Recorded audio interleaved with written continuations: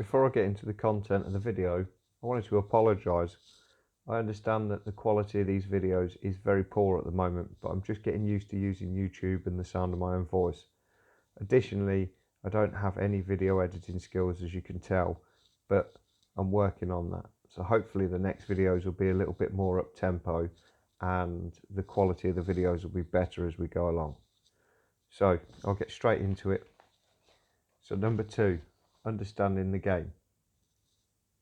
We are all tied into a financial game from birth. We can't opt out. Even if we never take out or use credit, we are all players in the same game.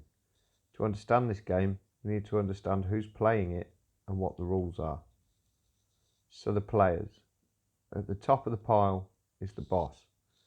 It's a large financial institution you know as the Bank of England. They can literally create money from thin air.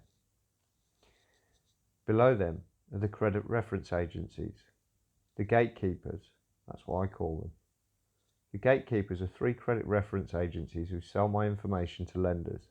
They decide my credit worthiness from a financial perspective. My entire future is hinged on their files. Then there are the lenders. These are the high street banks, credit card companies, payday loans, stores offering credit and doorstep lenders. The list is huge, so I'll leave it there. But they're like your street vendors and your hustlers. They borrow money from the boss, use the information from the gatekeepers, and then hustle it to flip money. And then there's me, the end user. More like a patsy, really. I'm the guy who gets lured in and hustled.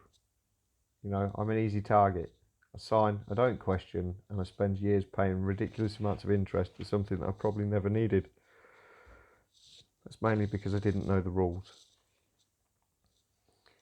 So, on to the rules. Here are the rules that I've defined so far. So I've split them into 2 sections. Personal rules, and then their rules. So my personal rules are as follows. 1. Identify and recognise motive. I ask myself, why is this information being presented to me? What's their motivation for presenting it to me? The most simple and common examples that I often see are they're trying to sell me something or they're trying to get me to do something, and it's almost certainly financially driven for their benefit and not mine. 2. Remember why I'm doing this. This is my focus. It's the pinpoint in the distance. The question that I always ask myself is, what's the alternative?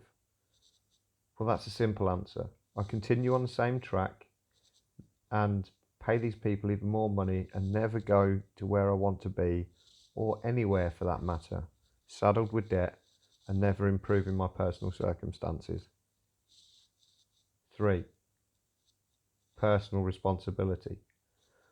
I accept now that the situation that I'm in is of my own doing, and whilst I will still make some mistakes, I will not walk into the obvious traps anymore, and I'll work hard to undo the mess and own my own responsibility for that.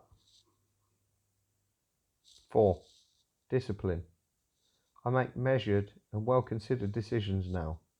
I set my targets and I stick to them, because without discipline, nothing works. It's my follow-through. It stops temptation in those impulsive moments. Discipline stops me from saying, I'll do it later. 5. Personal motivation. The first and most important thing is to recognise the law of diminishing intent. Simply, the longer something takes, the less interested we are in finishing it. My motivation is small victories, and frequently it helps me to sharpen my focus. Piecing together little details of my goal, rerunning the numbers, keeping it fresh in my head, setting calendar reminders for payments in advance, and discussing with my family what our small holding could look like keeps the excitement in it for me, and it fights off the law of diminishing intent. 6. Be patient.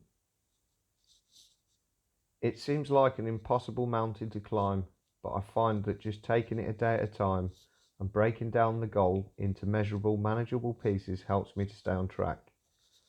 Fear and doubt are inevitable if I look at my goal as one big problem to solve, but breaking it down really helps me to manage it. I once heard the expression, "How do you eat an elephant?" And the answer was, "A bite at a time," and it's so true. 7. Be realistic.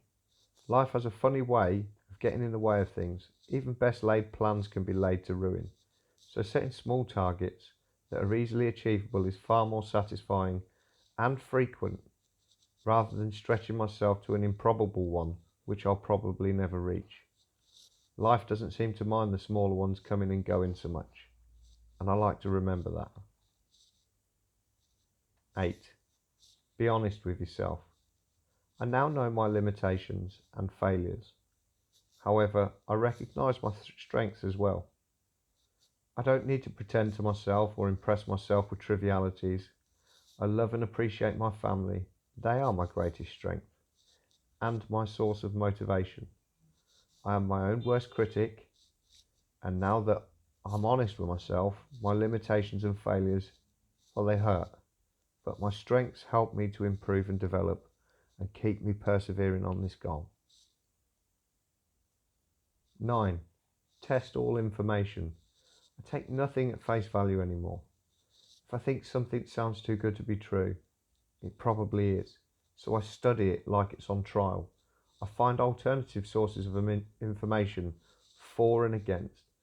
Then I discount the fluff and the garbage and retest what's left. I draw my own conclusions and then verify what I know. 10. Be reserved. It's exciting to have a direction in life again. I feel emboldened. However, the correct outlets for that are important to me. I have no desire to be shouting from the rooftops in the town. Equally, my goal is clear, and oversharing could cause many problems and damage that goal. I remember this saying, I have 2 eyes to see, 2 ears to listen, and 1 mouth to speak. This is why I use a pen name. Now this is moving on to my observations and what I call their rules.